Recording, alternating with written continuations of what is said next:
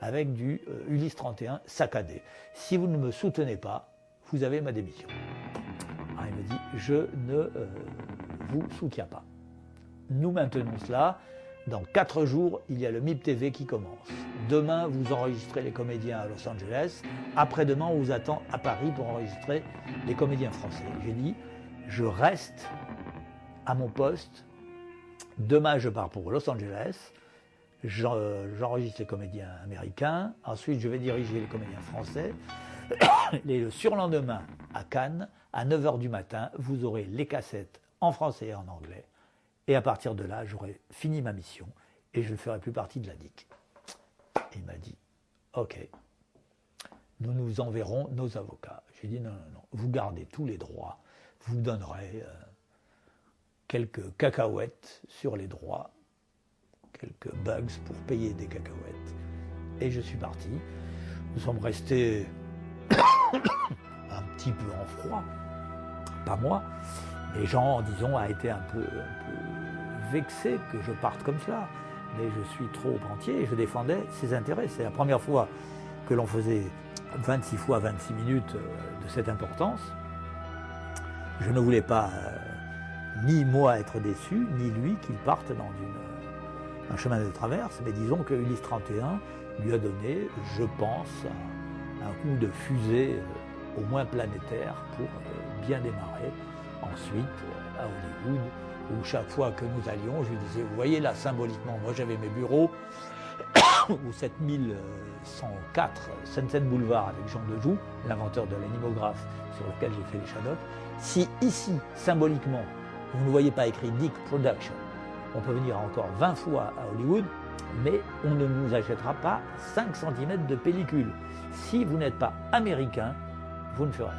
Bon, et un jour, je ne dis pas qu'il m'a écouté, mais il est allé s'installer aux États-Unis et il a fait le boom que l'on sait. Voilà. Et bravo, Jean.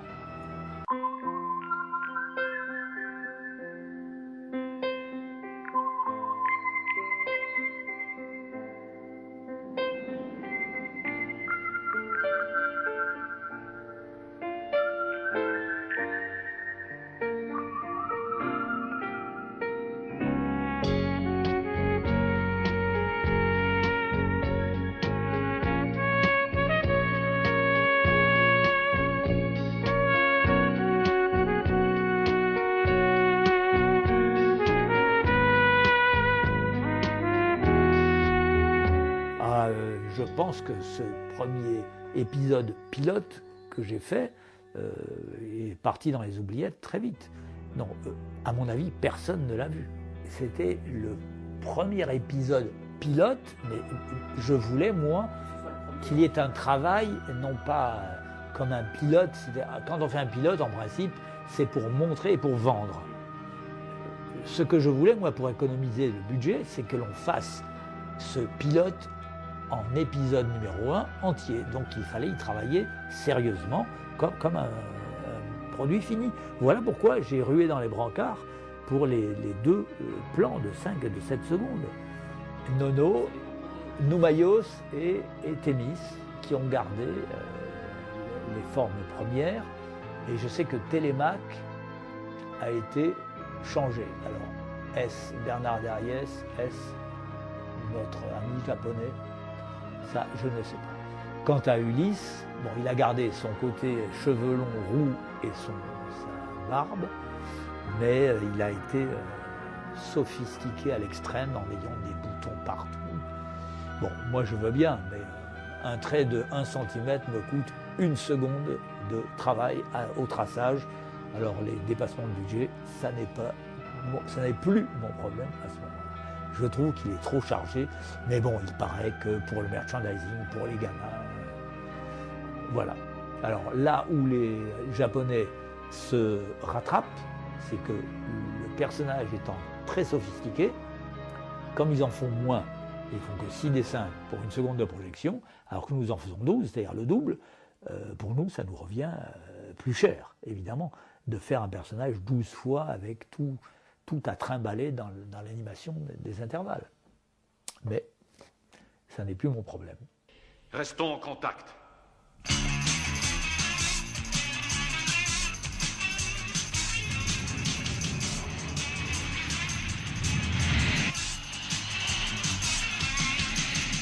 Alors, ce qui se passe quand je quitte Tokyo, en froid avec tout le commercial, et avec M. Fujioka aussi, qui est surpris par la traduction de mon flipchart en anglais où j'ai écrit cela. Vous faites un autre métier, mais je le respecte, mais ce n'est pas le mien. Nous sommes partis un peu en froid, ce qui fait que quelques jours après le MIP, Bernard Derriès est envoyé en catastrophe à Tokyo parce qu'ils disent mais alors que fait-on si j'étais aussi co-auteur quoi, si René Borg s'en va, que fait-on? Donc Bernard est parti et avec le décalage horaire, je me souviens qu'il m'appelle depuis Tokyo très tard dans la nuit et il me dit bon René, Monsieur Fujioka et le service commercial acceptent de ne plus faire de saccades, on vous attend, donc vous revenez quand vous voulez. Et j'ai dit Bernard, 1, je ne reviens jamais sur ma décision, et j'ai dit que je partais, je pars.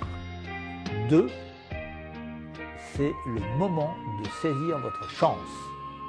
Il me dit ça veut dire, j'ai dit alors, c'est ce que j'ai dit un jour à Jean Cubot pour Clémentine, qui était mon storyboardiste et qui prend la suite en réalisation, et il me dit « Ah, j'ai jamais fait aussi gros, 36 demi-heures ». J'ai dit « La scène du balcon dans Cyrano de Bergerac. Je suis Cyrano et tu es Christian. Et Roxane est au balcon. Et je te souffle ce que tu dois dire à Roxane. » Alors, Bernard, comme à Jean Cubot, si un jour des choses ne collent pas, vous m'appelez et je vous explique. Voilà, il a dû le faire 2, 3 fois et il a pris son envol et il est devenu le Bernard Derriès que l'on connaît aujourd'hui.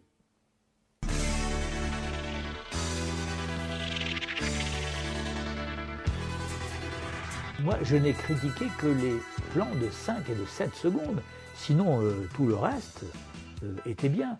Bon, il est évident qu'à l'époque, en ayant écrit le premier épisode avec Jean, nous avons commencé à écrire les suivants.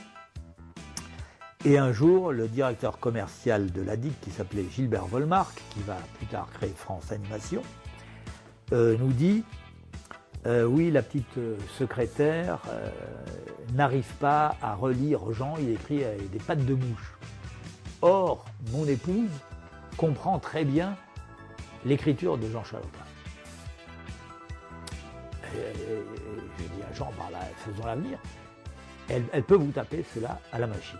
Donc arrive Nina Volmark et Nina dit « Oh mais oui, et puis en plus, moi, Homer, c'est mon livre de chevet, donc je vais taper. » Voilà ce que j'ai vécu. Hein.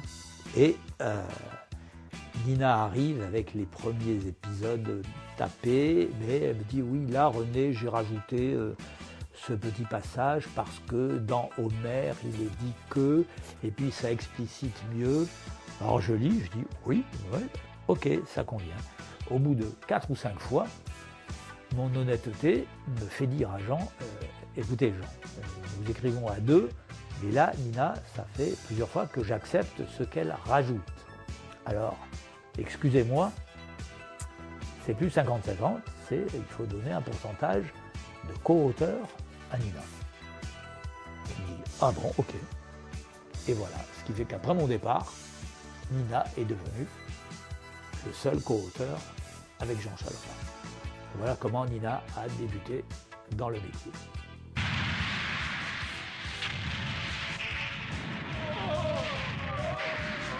Vite, tous à la navette, sauvons-nous avant que tout n'explose. Je ne renie pas, et j'étais très heureux de faire Ulysse 31.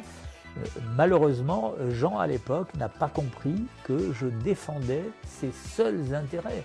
Moi, j'avais déjà fait mes preuves, donc je m'en foutais. À la rigueur, j'aurais mis un bœuf sur ma langue pour les 5 et 7 secondes, et puis après, à moi de me bagarrer pour...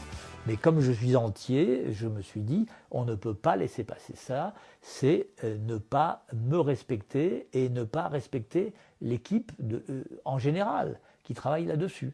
Donc il faut que ce soit la qualité dans le budget, la qualité top dans le prix minute. Tant pis pour moi, c'est tout, c'est tant pis pour moi. Je ne regrette rien. Je ne regrette pas.